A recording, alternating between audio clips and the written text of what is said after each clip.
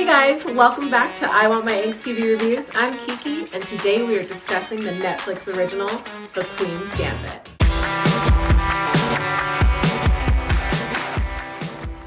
The Queen's Gambit is a Netflix original series that is modeled after the book written by Walter Tevis. It stars Anya Taylor Joy, who you may know from The Witch. Like Philip, I conjure thee to speak to me. When I was getting ready to watch this, I had no idea what I was getting into. The girl, Anya Taylor Joy, kind of looks like something out of Alice in Wonderland, and it's really hard to understand everything going on in the trailer without the context of what the show's about. So I'm gonna give you a little bit of context, and I'm gonna try not to spoil, but I can't make any promises. The Queen's Gambit tells the story of Beth Harmon, an orphan chess prodigy who struggles with addiction to these little green pills and the different trials that she's had to go through and overcome.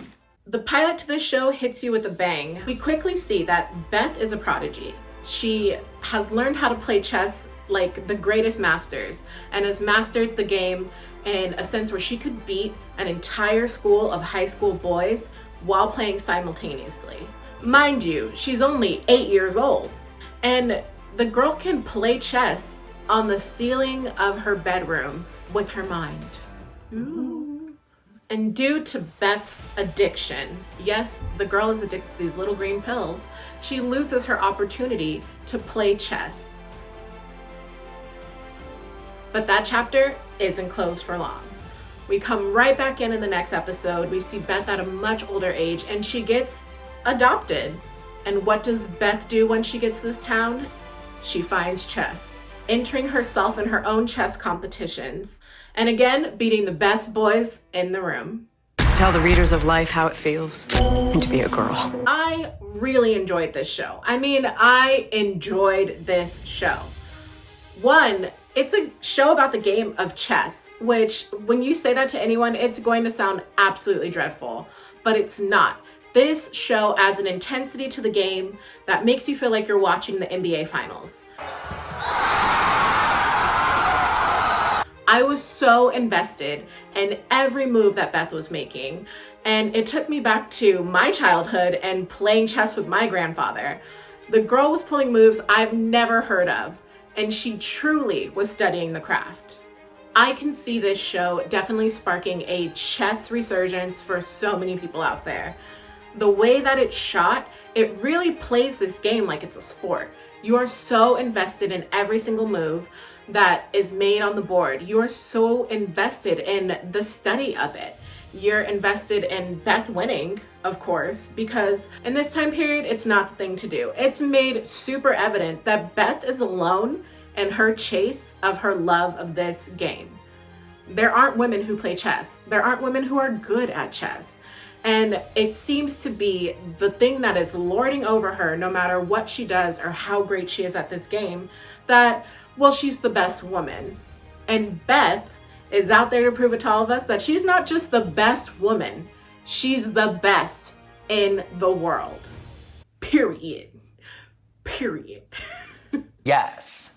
Yes. After episode upon episode with no love story or interest, we finally get this grown-up version of Beth. And in this version, we see her kind of taking control of her sexual prowess and kind of figuring out what it is to kind of explore these portions of womanhood. Throughout the series, we see Beth kind of develop these relationships with all her little chessmates. We have Towns, played by Jacob Fortune Lloyd, who was one of my favorite characters. We have Harry Beltic, who is played by Harry Melling, who is Dudley. Yes, that Dudley from Harry Potter. He is the sweetest, the kindest, and the most loving person in her life, but I don't think she can really just understand and accept that love because she doesn't think she deserves it. And Benny, played by Thomas Brody Sangster, who you might know from The Maze Runner or Game of Thrones.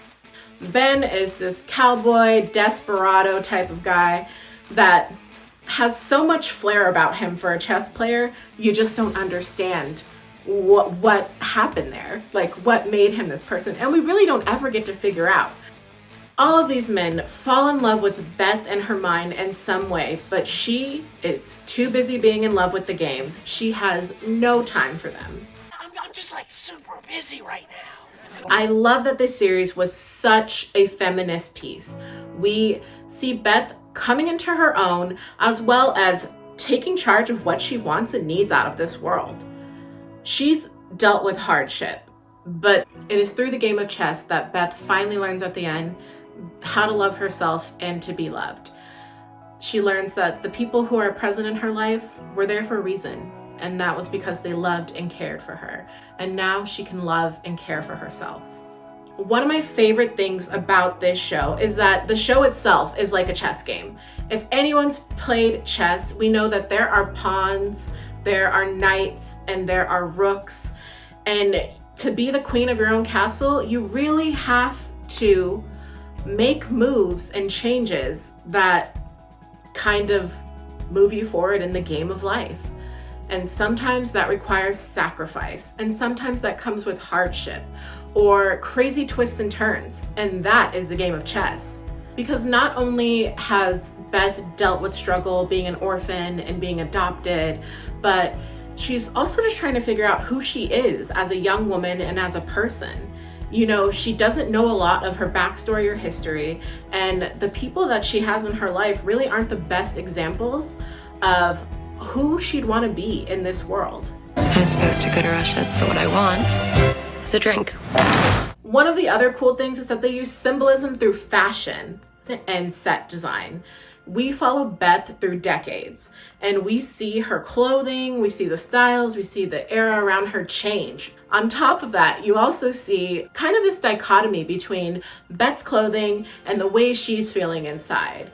You know, we go from dark and dreary to bright and white to colorful and confident to all over the place when she is at the deepest and darkest points of her addiction.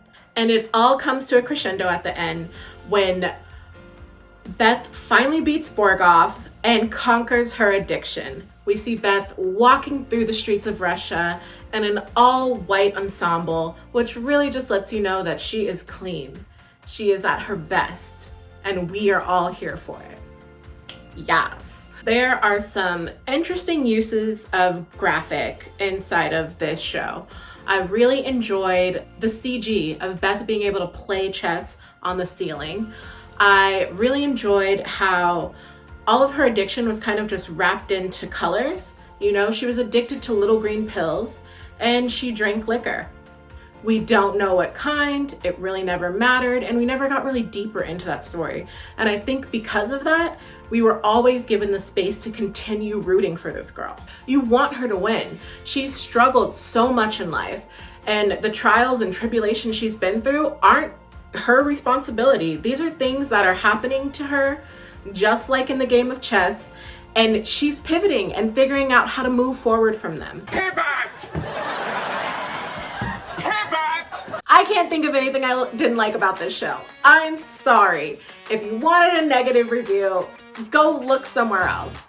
This show is amazing. Tell me what you thought about Queens Gambit, and don't forget to like, subscribe, and comment below and let us know. Again, I'm Keiki, and don't forget to turn on that notification bell so you don't miss any more angsty videos.